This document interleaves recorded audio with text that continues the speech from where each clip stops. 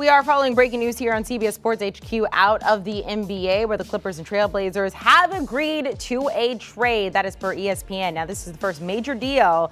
We have the fast approaching trade deadline coming up next Thursday.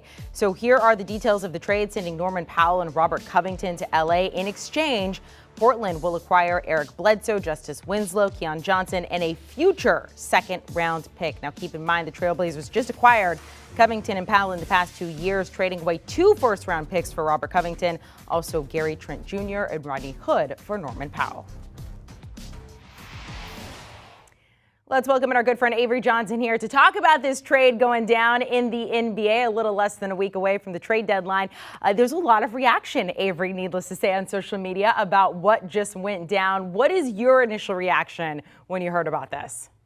Well, my initial reaction is, when is Eric Bledsoe going to be able to find a home for quite a long time? You know, he's bounced around from the Pelicans and the Memphis Grizzlies. He thought he was going to have some stability with the Clippers, and this guy's just been traded over and over again. And I think it's because the size of the contract doesn't match up with the production of the player. But when you look at, the Clippers, they're in a situation right now where, it's been rumored that Kawhi Leonard potentially is going to be out for the rest of the year.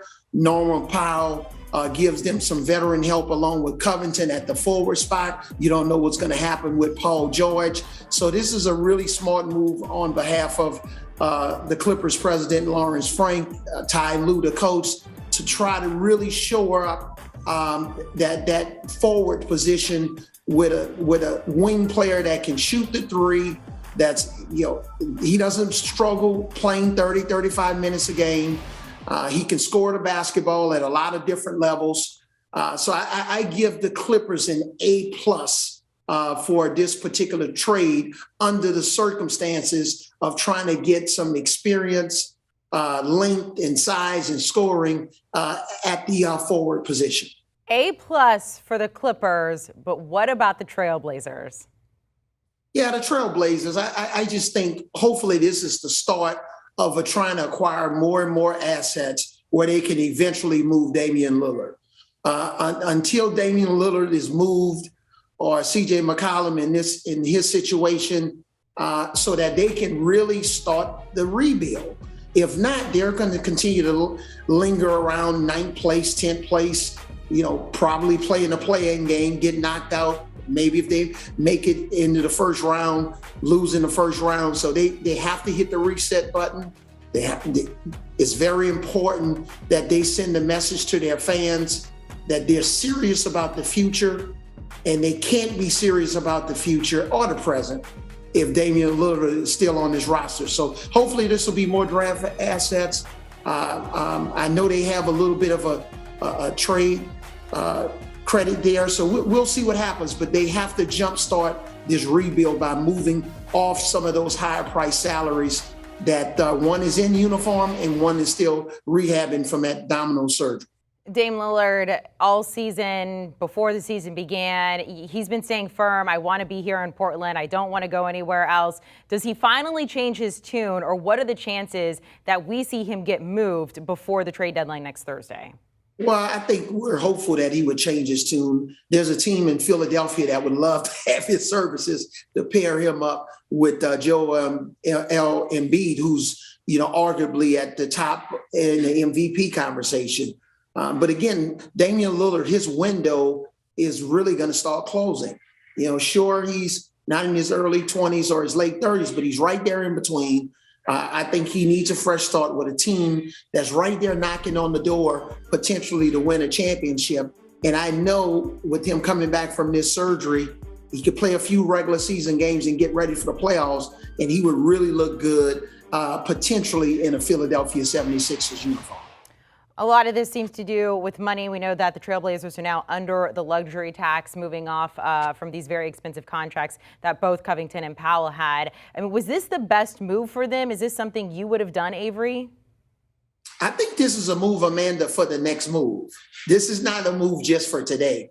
It's to position themselves in the best possible way to, again, get in the Ben Simmons sweepstakes, to get in a situation where they can, Chauncey Billups could can have a good opportunity to start building that right type of foundation moving forward.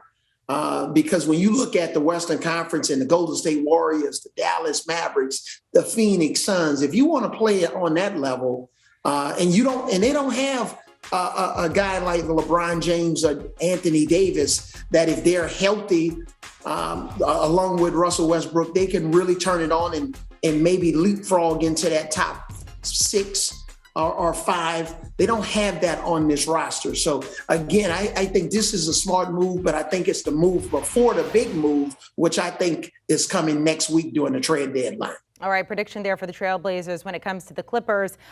Looking forward, acquiring now Covington and Powell. Like you mentioned, we're not sure if we're going to get Kawhi back before the season is done. They're hoping to get Paul George back sooner rather than later. He's getting an MRI on his elbow later this month. What does the second half of the season look like for the Clippers now?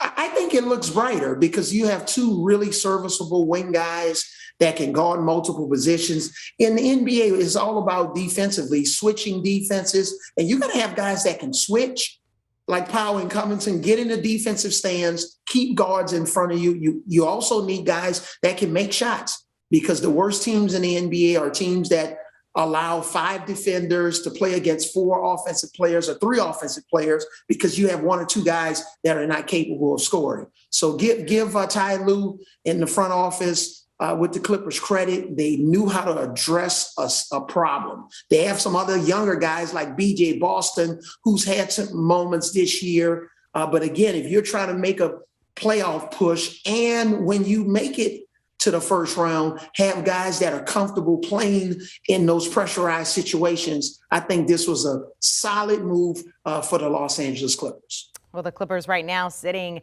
8th in the West. We'll see if they can climb up a little bit. Avery Johnson, we appreciate it. Stay warm there in Dallas. I know it was very cold for you. Taking a look at the trade details one more time there. The Clippers getting Norman Powell, Robert Covington, the Trailblazers in return getting Eric Bledsoe, Justice Winslow, Keon Johnson, and a second-round pick.